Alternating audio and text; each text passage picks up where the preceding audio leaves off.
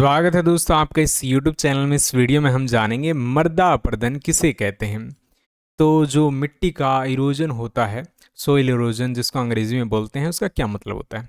इसका अर्थ होता है मृदा अपरदन मिट्टी के ऊपरी परत के धीरे धीरे हट जाने या खिसक जाने की प्रक्रिया होती है, जो विभिन्न प्राकृतिक मानवीय कारणों के कारण होती है। यह प्रक्रिया मिट्टी की उर्वरकता, उत्पादकता को कम कर देती है, जिससे कृषि और पर्यावरण पर इसका नकारात्मक प्रभाव होता है। यानी सिंपल शब्दों में कहें तो जो जमीन है उससे अगर मिट्टी एक स्थान से दूसरे स्थान पर चली जाती है तो उसके कारण जो नुकसान होता है उसी चीज़ को मृदा अपरदन बोलते हैं।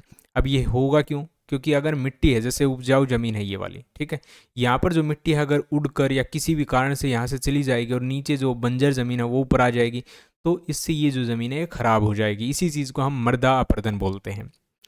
मृदा अपरदन के कई कारण हो सकते हैं, जैसे बाढ़ आ जाना या वर्षा। बहुत ज़्यादा वर्षा होती है, बाढ़ आ जाती है, तो पानी के साथ जो मिट्टी है वहाँ की वह चली जाती है। हवा हवा के कारण बहुत तेज़ आंधियाँ आती हैं, तो उससे मिट्टी उड़कर एक स्थान से दूसरे स्थान पर चली जाती हैं। नदियाँ और समुंदर का प्रवाह, कई बार नदियाँ क्या करती हैं, एक ज़मीन को बिल्कुल साफ कर देती हैं। इसके अलावा जो समुंदर का प्रवाह है, कई बार सुनामी आना या कई कारणों से उससे भी ज़मीन नुकसान होता है। वनस्पति वृक्षों की कटाई, यानी कि जो पेड़ों की कटाई की जाती है, जंगलों को साफ किया जाता है, उससे होता क्या है कि वो जो नीचे की ज़मीन है वो खोखली हो जाती है और उससे फिर वो ज़मीन जो है हवा या किसी दूसरी चीज़ के माध्यम से उड़ने लग जाती है वो मिट्टी, और वो भी बंजर ज़मीन बन जाती है।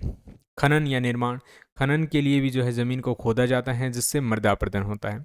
अत्यधिक कृषि, बहुत ज़्यादा अगर कृषि की जाती है तो भी ज़मीन जो है बंजर होने लग जाती है, क्योंकि उसके अंदर कई प्रकार के कीटनाशक या ऐसी दवाइयाँ डाली जाती हैं जिससे ज़मीन टाइम के साथ कमज़ोर होने लग जाती है। मिट्टी का खराब प्रबंधन, यानी कि मिट्टी की अगर अच्छे से देखभाल नहीं रखी जाती तो भी ज़मीन खराब हो जाती है। मृदा अपरदन के प्रभाव, क्या इसके प्रभाव पड़ते हैं?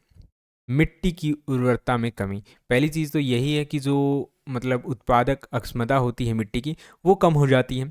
दूसरा, कृषि उत्पादन में कमी। अगर वो कम हो जाएगी तो सीधी सी बात है, जो खेती बाड़ी है वो कम होगी, तो कृषि का जो उत्पादन है वो भी कम हो जाता है टाइम के साथ।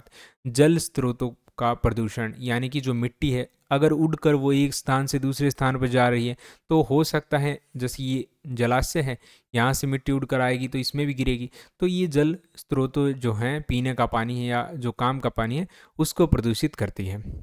वनस्पति वृक्षों की हानि, देखो पेड़ काटेंगे उससे मृदा अपरदन होगा, तो फिर जो है और पेड़ वहाँ पर लगाना मुश्किल हो जाएगा, तो यहाँ पर इस चीज़ का भी नुकसान होता है। आर्थिक और सामाजिक नुकसान, इससे कई प्रकार के आर्थिक नुकसान तो हैं ही, समाज को भी इससे काफ़ी ज़्यादा नुकसान होता है।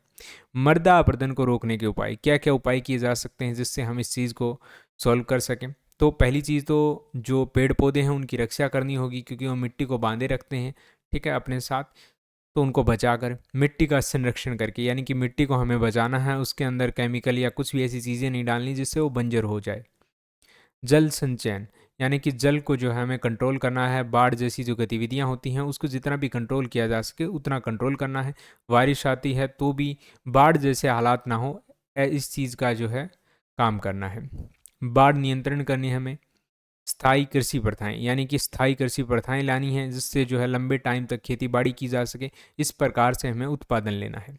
मिट्टी का अच्छा प्रबंधन, मिट्टी की अच्छे से देखभाल करनी है, उसके बारे में जांचना है कि उस चीज़ के मतलब उसके अंदर किस चीज़ की कमी है या किस चीज़ की अधिक मात्रा है। जल धारा का नियंत्रण, जो नदियाँ बहती हैं या कोई भी चीज़ होती है तो उस चीज़ का भी कंट्रोल करना है, जिससे वहाँ की जो मिट्टी है वो ख़राब ना हो। यही था दोस्तों इस वीडियो में। वीडियो पसंद आए इसे लाइक करें, शेयर करें, चैनल को सब्सक्राइब जरूर करें। Thanks for watching.